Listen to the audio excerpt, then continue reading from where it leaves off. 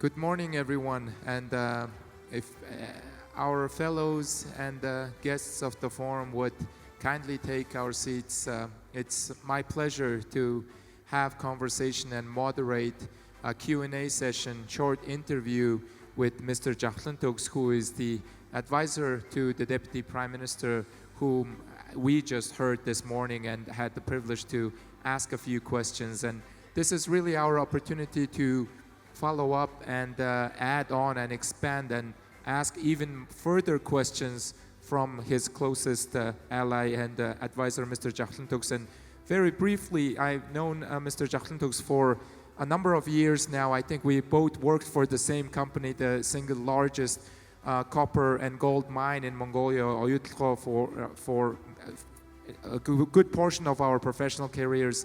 And then I had a privilege of supporting and working together with him on serving in the American Chamber of Commerce in Ulaanbaatar. So he has been an avid supporter of bringing foreign investment into Mongolia and protecting investors' interests and supporting Mongolia, putting Mongolia on the map as an investment destination for a number of years. And now we are both sort of sitting on the public side of things. I recently moved into Parliament Secretariat's office, and Mr. G.Javkhlantugs has been working for the cabinet since last year. So I would just probably ask one or two questions, but I really would like to open up the room. I know that there are a number of editors and reporters who cover Central Asia and Mongolia in the room with us.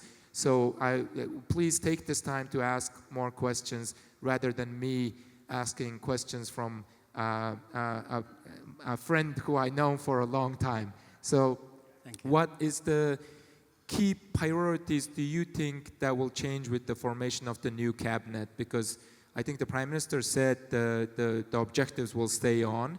And I know you guys have visited UAE and Bahrain, and there was recently, just within this year, there was 2 Mongolia-specific events in Singapore and New York, both focusing on investment. So could you really, what's on top of your head and the Deputy Prime Ministers when it comes to meeting international companies and investors and partners?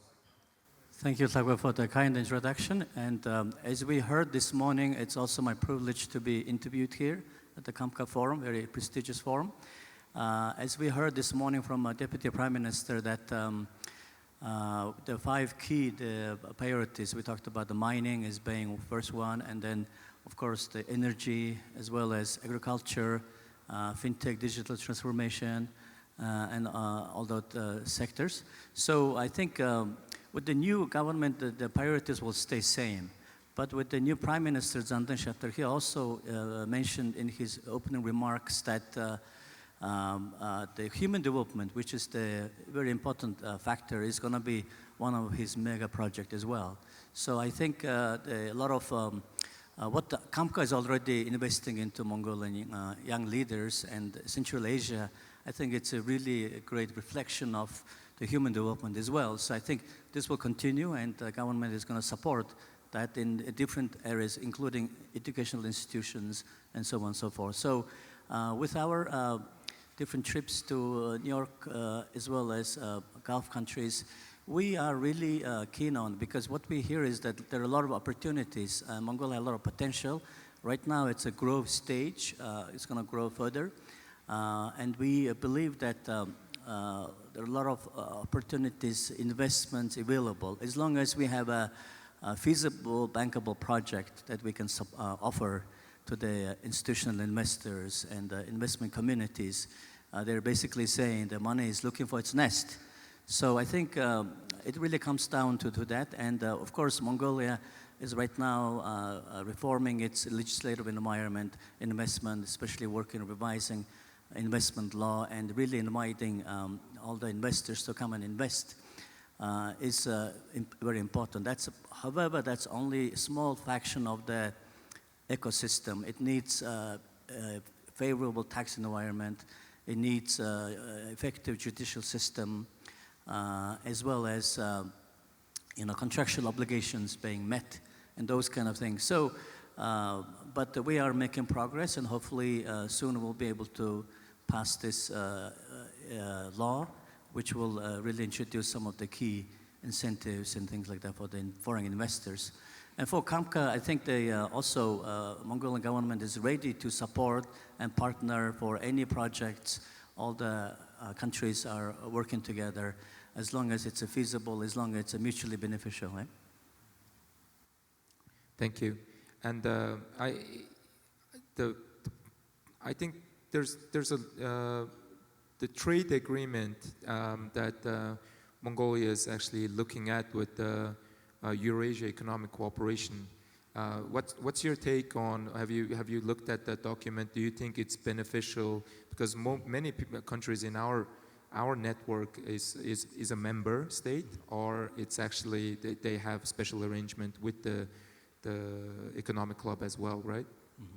Yeah, I think we will actually at the parliament hearing we looked into details of this agreement, and then there are a number of the products and services could be offered vice versa between all these Eurasian countries. So overall, I think it's very beneficial for Mongolia.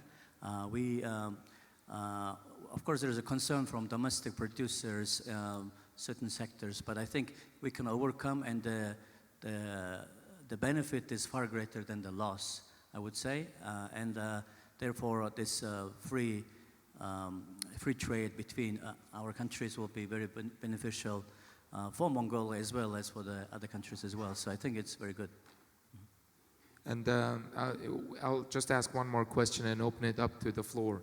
I think Mongolia signed a landmark investment agreement on critical minerals, especially uranium. Was it this year? Yeah. Yeah, this year. And obviously this project will be, it kind of puts Mongolia on the energy and critical minerals map with our French partners following the good success of Kazakhstan. Is there any other projects that already, had done studies, the investors are ready, that's in the pipeline that could be exciting for critical minerals? Because we know we signed a trilateral agreement with US and South Korea when the Undersecretary visited, Jose visited, and I think there are some other partnerships on critical minerals that we are talking with our UK partners and Canada, I believe.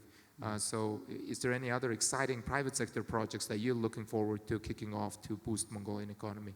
Yeah, thank you for that. I think it's very critical, as Deputy Prime Minister mentioned, highlighted this morning, critical minerals is also a very important aspect of our investment regime. And I think, as you pointed out, that MOU between South Korea, Mongolia, trilateral partnerships, and this needs to go further and really come down to the feasible project. For uranium project, I think it's a flagship, and I think we already proven that we can work out a very good deal with the investors, and we need to keep that moving forward. I would say that another important critical mineral project is Halzenburgte, which is a very essential project as well.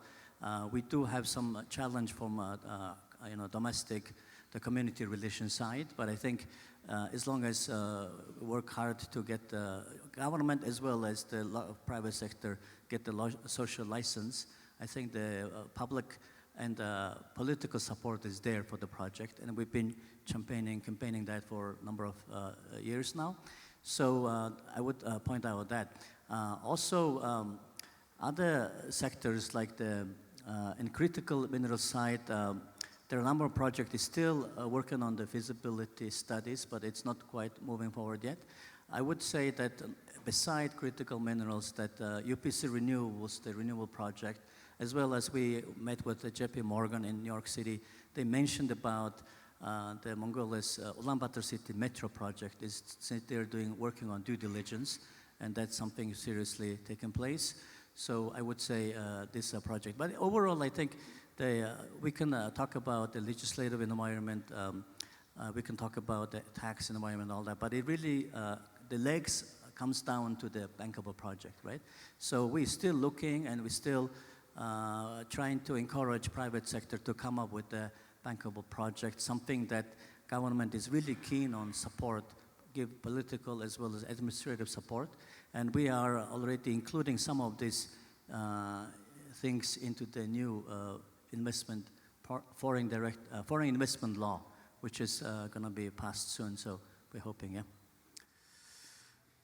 Just one more point, and I think with Mongolian capital markets is also very exciting. And I know one of our fellows, who's now the CEO of the Mongolian Stock Exchange. Please ask Mr. Dulgun about the prospects of investing with Mongolian capital markets. As a local investor, I'm very happy that our capital markets is playing more and more role into our financial sector, which is traditionally more dominated by our commercial banks. And I was surprised you didn't mention any gold project, because with what's going on with around the world, with this unstable, frictions around the world, gold is obviously rising high. And I even had a lot of people reached out to me from our CAMCA network that is there any potential gold projects that they can either buy into or invest into. And I think Mongolian government is also eyeing the precious metal gold for a short-term economic crunch, because I think it's a strategy that every country is looking at for commodity-based economies like Mongolia, because we're so reliant on our coal and copper. There are very exciting gold projects that are in the pipeline, namely Bayinghundi and others who are in phase 1 and phase 2. But I want to open it up to the floor now. I think we have about very short period of time left in our interview. But if anyone has questions from me, but more specifically from Mr. G.Javkhlantugs, I think we're happy to take one. I saw a hand there and there. Just to give one thing before we take the questions. The coal price is going down, and Mongolian economy is really reliant on the thermal coal export as well. But I think it just shows the point that we need to continue to diversify our economy and really create into the different other revenue streams like energy, right? And then export of renewable energy to China, and all this is something we are working towards. So, yeah. Hello, thank you. My name is Justin Burke. I'm with a news website called EurasiaNet. All of the mining projects and other projects are dependent on one thing, water. Can you speak a little bit about water conservation efforts and how the water management system here will align with all of the desire to develop the mineral sector? Did you say water, right? Water. Water, yeah. Yeah, very crucial point. Yeah, the water is scarcity. Water scarcity is something that our concern, but we do really encourage all the responsible miners, responsible mining in Mongolia, right? So we ask the new projects as well as projects in the pipeline that really pay attention to this and recycle as much as water for the projects and mining activities and things like that. And I think the energy resources, Ayatollah and all these responsible big miners, they are really doing their best to use as little water as possible, and something that we really pay attention to. So I think it's already showing the private sector can recycle water very well and then be responsible for nature. So we will continue to support these kind of initiatives. And I think you hit on a very important topic, because Mongolia is about to host next year a COP conference specifically on desertification, which one of our fellows, Ambassador Chimgunder, is kindly leading on behalf of Mongolian government. I think I saw a hand there and then somewhere over there. Please raise your hand and ask the organizer for a microphone. Thank you. Hello everybody. My name is Seydbek Usmanov. I'm from Kyrgyzstan. This is my first visit to Mongolia, and I'm really liking it because, first of all, I'm very excited how similar our people are. When I'm working in downtown Ulaanbaatar, I feel like I'm in downtown Bishkek. Everybody looks Kyrgyz. And also the architecture of downtown Ulaanbaatar is identical to architecture in downtown Bishkek. Same Soviet buildings, like similar buildings. But even more, I'm amazed by how much freedom there is in Mongolia. There is freedom of people to protest, to share opinion. And yesterday, the chairman of AID shared a map of free countries in the world. in Eurasia, it was, I think, mostly dark. Only Mongolia was green. And I'm very curious, why is Mongolia so free? Although we have similar people, similar like geography and history, why are you so free? Wonderful, thank you, very good question. You look like a Mongolian too, actually. My brother. Thank you for that question. Yeah, why we're so free?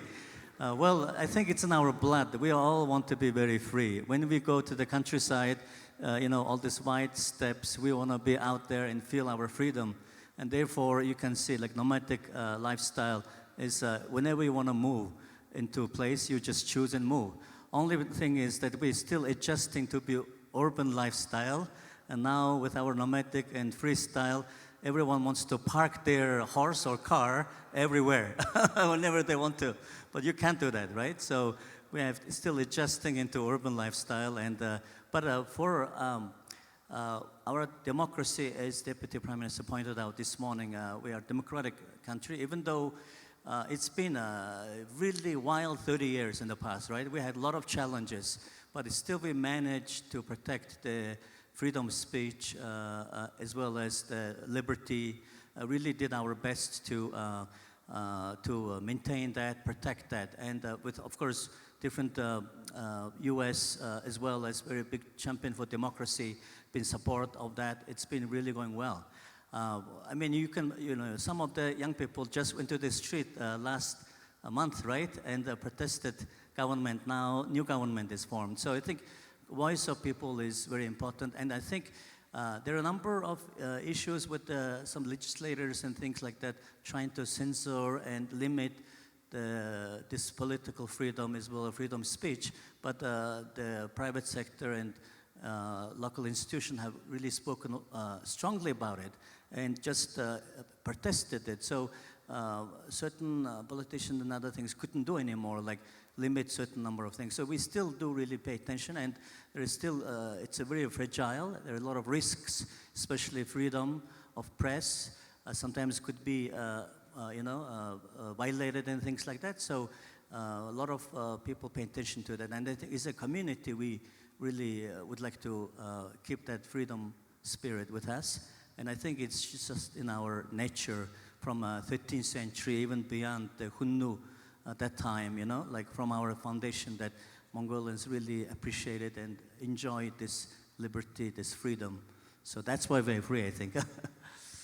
Yeah, and just to add, I think one of the reasons I think Mongolian democracy is still prevailing after 30, 35 years is the country is very young, and most people in my generation, I think, give or take, probably 60% is under 35 or under 40, and this is the only system that we know. So I don't think we can go back or slide. So people see it as a common good that we have to protect.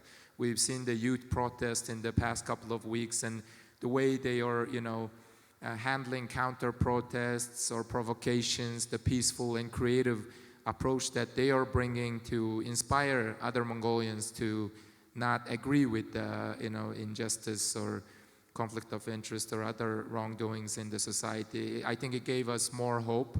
So I think it just continue on building the values of democracy sense into more and more young people. So we're very hopeful that this keeps this way.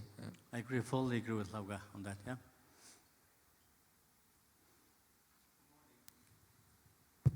Good morning, Zafar Hashmi, CAMCA Fellow. Thank you for having us in your beautiful country. You're welcome. Quick question.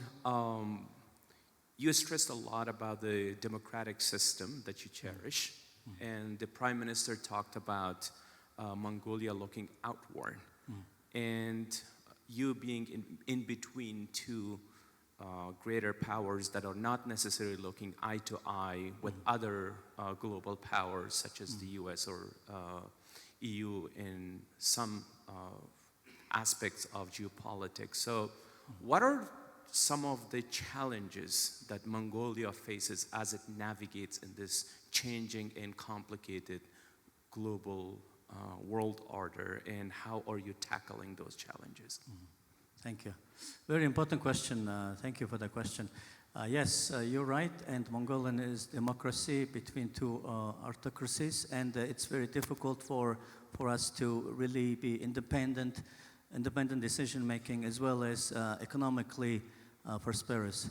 So we do have pressure from our Russian neighbor, also in terms of we're dependent on the petroleum issues, energy is also some part dependent on Russia. So we try to work with Russia as much as possible in a peace.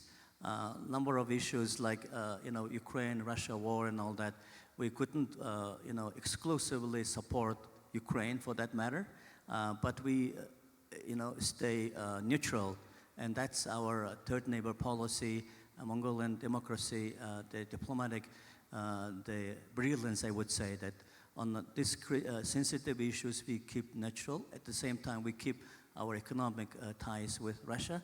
With China, also a lot of trade and commerce happens with China. We're also dependent on our coal export to China, right? So we also keep our relationship. And some of the sensitive issues like Dalai Lama and other things, we also try to stay neutral and as well as keep our economic relationship cool. So I think it's very important for us to have that neutrality position when it comes down to our two direct neighbors, but also our third neighbor policy is also another wonderful gem. I would say that whenever we would like to work with our Western and as well as Asian and other European counterparts, we are, we consider them genuinely as a third neighbor.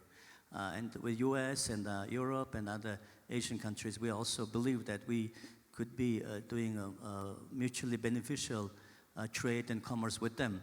So I think this, and it's not just recent times. I mean, even Genghis Khan time, the diplomacy was key tool for Mongolia, and very wise policies they conducted in the 13th century. So this is why I think this is the tradition as well as new progress meeting together, and we are really trying our best and overcoming those challenges, especially energy. We're trying to be energy independent now, right? So our especially Deputy Prime Minister is chairing the energy reform, the National Committee, and has been working on some number of issues, including export to China and things like that. And a recent major step that has not been done 30 years was the tariff reform. It's been always subsidized costs, energy, but we really acknowledge that, and we raise the tariffs so that it will come to close to the actual cost of the energy. So some things, all these things will be coming into true price rather than, and it opened also many renewable energy companies who wanted to work in Mongolia and invest into this area. They have a price they can sell it to government, which is much better than it was before. So they really appreciated that. And it's of course, the political price we're paying for it is that as a third party in the parliament, we're paying the price. But I think what we believe is that countries' national interest is far important than our party or personal interests, right? So that's why, because Mongolia needed this reform and we managed to do it, and we would like to keep the momentum and move it into the next area where renewable energy as well as other sectors. So this is how we're tackling all those issues. Thank you. There's one, and we believe we have 6 minutes left, so I think I'll try to squeeze in 2 questions, starting with. Hello, good morning. My name is Hannah. I'm from Korea, but I'm currently based in China. I run an experiential education company, and we operate in 11, 12 different countries, one of them being Mongolia. So my question is this. In the ultra-premium education segment, which is where I work, one of the most important things is teachers, right? The people who are working with the students. They have to be charismatic, they have to be knowledgeable, and they have to be very intellectually charming. One of the problems that I face in Mongolia, bringing students here from abroad, is that this overlap with the tourism sector is very, very it's very closely knit. And I find it difficult to connect with young people who can engage with some of the world's top students at a level beyond a tour guide, who can engage with them from a real educational perspectives. So my question is, what are you doing to keep these highly talented, intellectually charming young people in Mongolia? Or how are you bringing them back, especially with the seasonality of the tourism industry? Thank you very much for the specific question. I think, yes, you're right. We've been facing some economic hardships in the past as well, and because of that, a lot of young people don't feel like there is a lot of opportunities here, and brain drain is happening.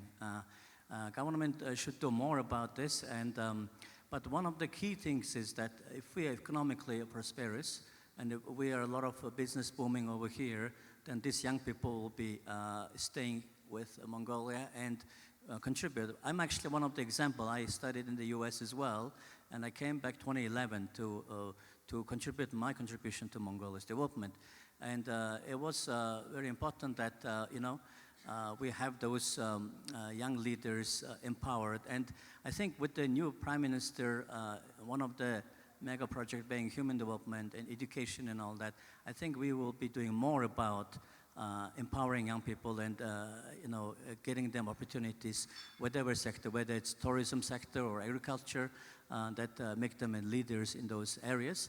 And I think CAMCA is contributing to that already, and some of this fruit we can see here sitting. So I think the new Prime Minister, new government will have more emphasis on this, and I really hope to see real actual actions and taking place and empowering people there. So.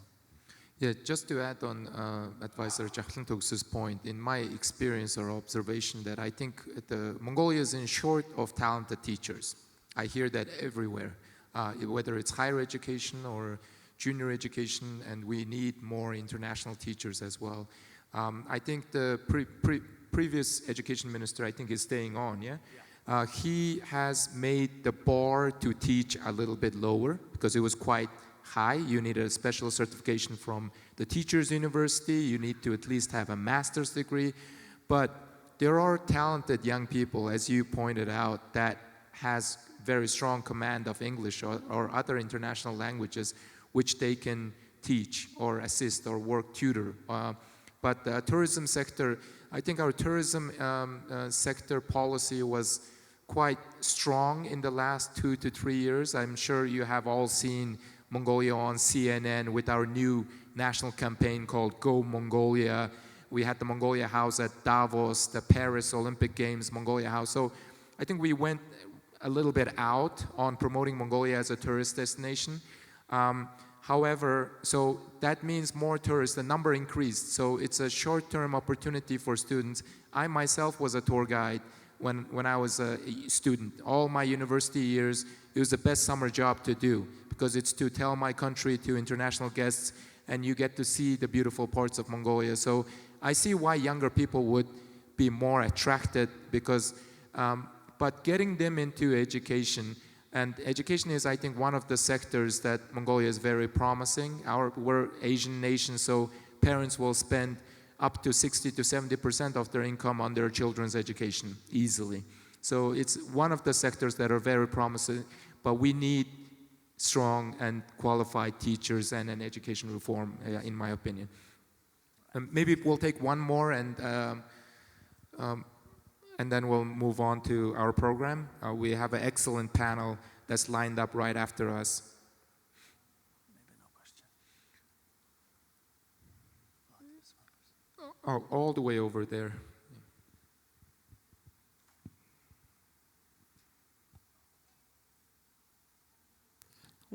Thank you for the time. I'm Doya. I'm from Mongolia, and I run a small NGO that works to support media organizations and freedom of expression in Mongolia. And I'm very glad, thanks to our fellow from Kyrgyz, our conversation slightly kind of moved on to democracy.